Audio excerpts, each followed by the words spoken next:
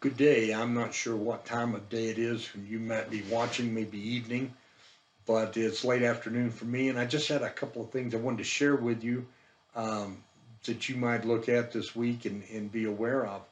Next week in May, we're going to begin a series out of the Gospel of John. And we're going to start in the 8th chapter because last summer I preached chapters 1 through 7. So I want to encourage you to go back and read John, the first 7 chapters, as a refresher before we begin this series.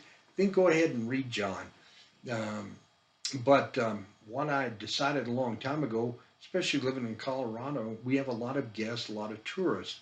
So in the summer, especially when we have visitors, I want to make sure if that's the only chance I get to speak to them, that they will hear the gospel of Jesus Christ. And so every summer I try to do the series of sermons out of the gospels. And this year we're using, like I said, John, but John, the 20th chapter, verse 31, gives us the reason behind John's writing, according to John. In the front of your Bible, or in the front of each book of your Bible, a lot of times the study Bibles will give you the date of the writing and the author, something about the audience it was addressed to, and it may say the purpose. But in this case, John tells us the purpose. In chapter 20, verse 31, he says that these things are written that you may believe that Jesus Christ is the Son of God, and that by believing you may have life in his name. And so I really want to encourage you to take that opportunity to be aware of what's going on. The other thing that's really important about John is he wrote later than the other Gospels, according to Clement of Alexandria.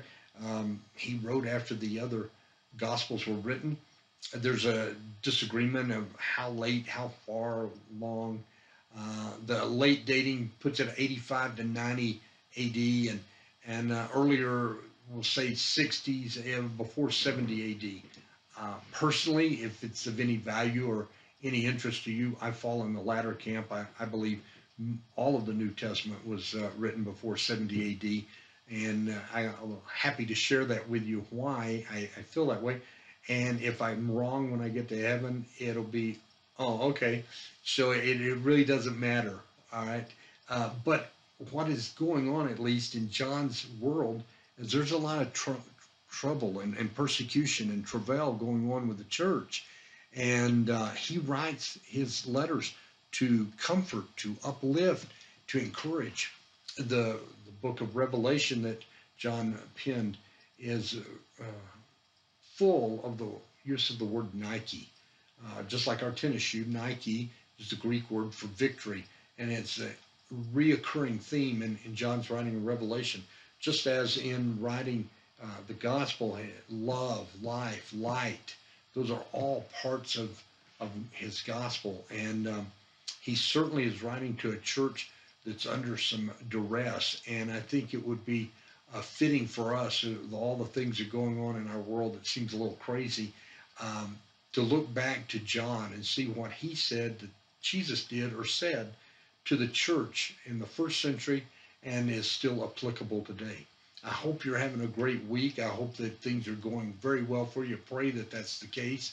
If there's something that you need, something that we can do at the church, please don't hesitate to call and let us know. God bless. Have a good week.